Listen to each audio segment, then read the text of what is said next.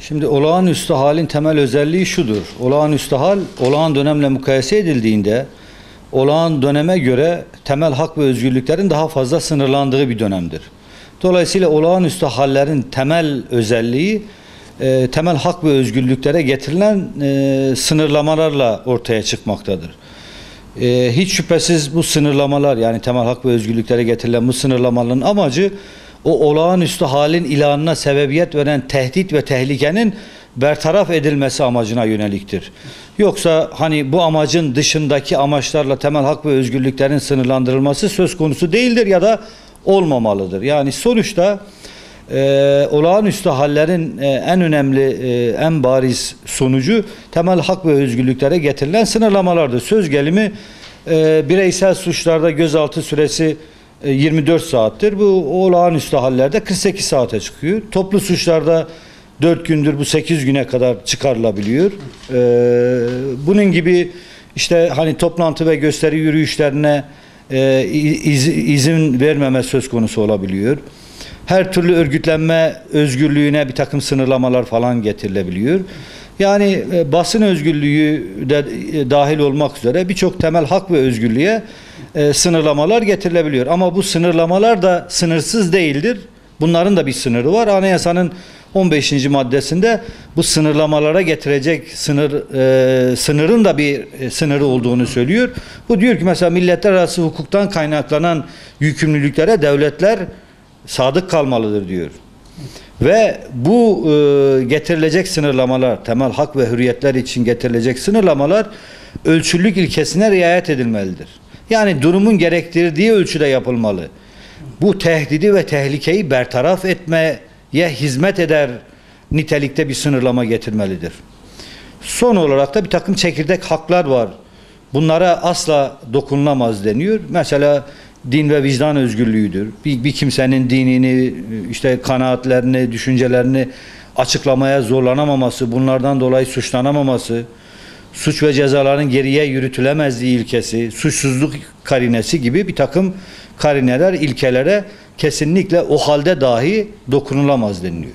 Evet, şimdi hepimiz 15 Temmuz askeri darbe teşebbüsünü yaşadık. Gerçekten çok büyük bir tehdit ve tehlikeyle karşı karşıya kaldığımızı biz hemen darbe teşebbüsü sonrası saatlerde televizyon yayınlarını takip ederken, ertesi gün basın yayın organlarının haberlerini, haber analizlerini okuyarak öğrendik.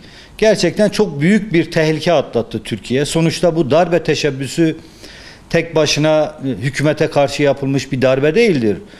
Esas itibariyle bütün bu askeri darbeler bütün bir millete karşı yapılmıştır. Milletin iradesine karşı yapılmış bir saldırıdır. Bütün bunlar dolayısıyla demokratik rejime karşı yöneltilmiş bir saldırıdır.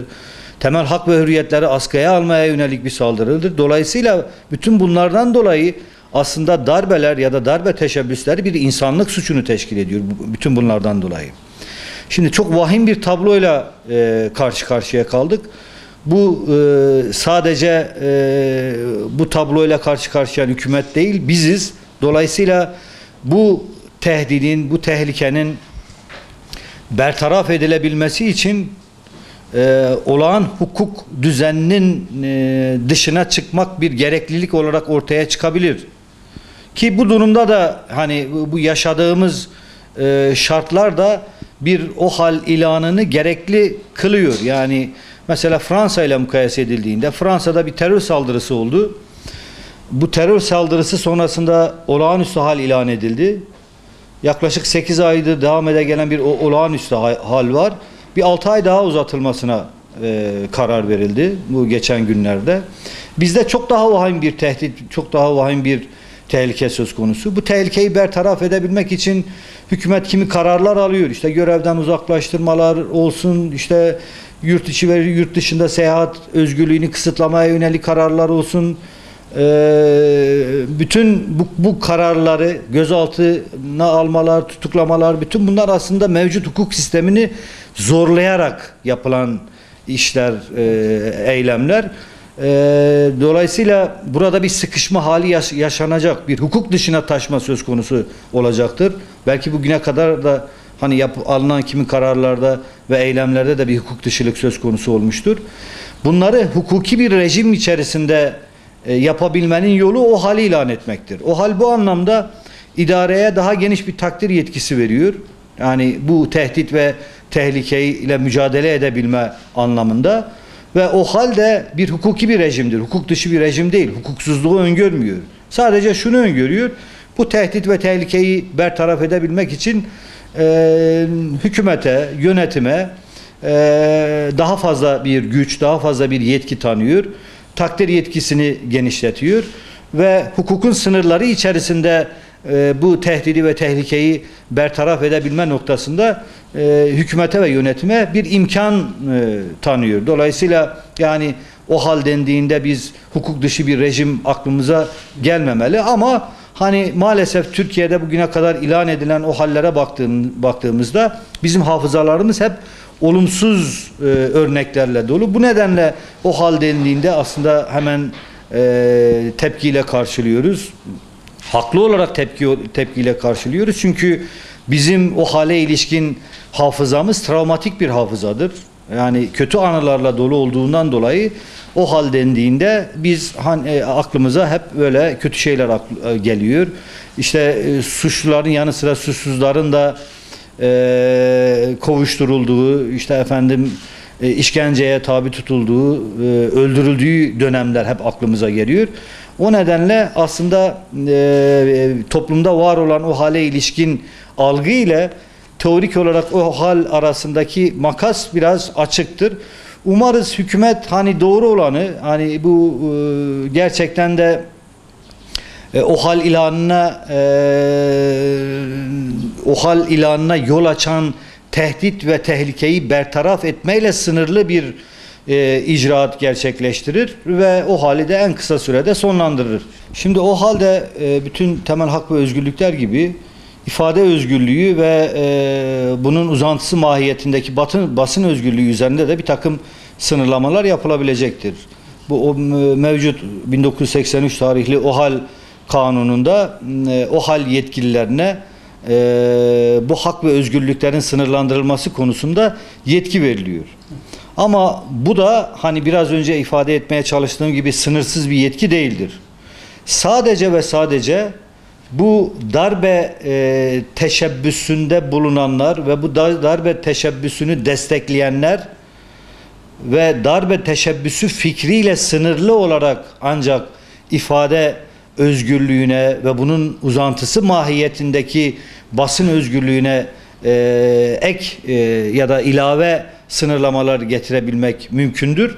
Bunun dışındaki sınırlamalar, hani özgür basını susturmaya yönelik sınırlamalar ya da bireylerin düşünce açıklamalarına yönelik getirilecek sınırlamalar asla kabul edilemez ve bu doğru da değildir. Bu o hal ilanının gerekçesiyle bağdaşmayan uygulamalar olarak kabul edilir. İşin doğrusu hani kamuoyunu korkutan iki faktör var. Birincisi, özellikle AK Parti hükümetinin son yıllardaki, AK Parti iktidarlarının son yıllardaki özgürlükler ve demokrasi konusundaki ne diyelim netameli tutumu. Yani son yıllarda AK Parti iktidarlarında bir otoriterleşme eğilimi ortaya çıktı. Hem ifade özgürlüğü hem de basın özgürlüğünü kısıtlama doğrultusunda bir takım kararlar alındı, bir takım adımlar atıldı. Bunlar kamuoyunda bir korku yaratıyor. Haklı olarak bir korku yaratıyor. Buna bir de bizim geçmiş yıllara ait o hal deneyiminin hatırlattıkları ilave edildiğinde bu korkuların çok da boş korkular olmadığı sonucuna varılır.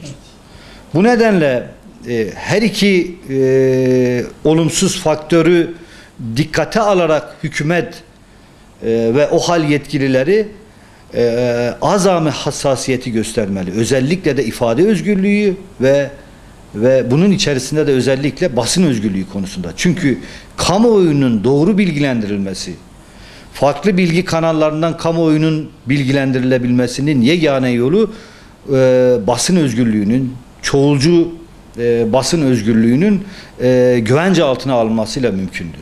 O nedenle bu darbe ilanına sebebiyet veren olay ve olaylar zinciriyle bağlantılı olmayan konularda ifade özgürlüğüne ve özellikle de basın özgürlüğüne yapılacak müdahaleler kesinlikle kabul edilebilir müdahaleler olarak kabul edilmeyecektir. Aslında anayasa hükmü gereği olağanüstü hal 6 ay olarak tayin edilebilir. Şimdi hükümetin dün açıkladığı 3 aylık süre aslında olumlu bir mesaj içeriyor ilk etapta. Çünkü 6 aylık bir süreyle de o hal ilan edebilirdi.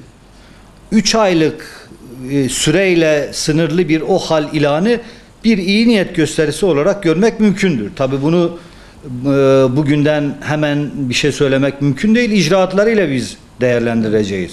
Ama bu en azından ilk etapta iyi niyetin bir göstergesi olarak kabul etmek gerekiyor. Hiç şüphesiz 3 ay içerisinde gerçek anlamıyla bu darbe tehdidi bertaraf edilirse tekrardan bu o halin uzatılmasına ihtiyaç duyulmayacaktır. Dolayısıyla uzatılma doğrultusunda bir karar alınmayacaktır. Doğrusu budur. Ama eğer bu tehdit bertaraf edilmemişse, bu tehdit bizim gördüğümüzün dışında daha derinlikli bir tehditse ve hala devam ediyorsa bunu uzatmakta herhangi bir beis yoktur. Ama şu şartla darbe tehdidini savuşturma şartıyla. Çünkü bizde o haller hep o hal ilanına sebebiyet veren olayın ortadan kaldırılmasıyla sınırlı olmamış. Tam tersine topyekün bir muhalefeti suskunlaştırmak için o haller sürekli uzatılmış ve uygulamada bırakılmıştır. Çok uzun yıllar. Bu çok çok tehlikelidir. Demokrasi ve özgürlükler açısından. Umarız hükümet ve iktidar bu konuda hassasiyet gösterir ve o hali tehdit ve tehlike bertaraf edildikten sonra uzatmaz. Yani bizim temennimiz budur.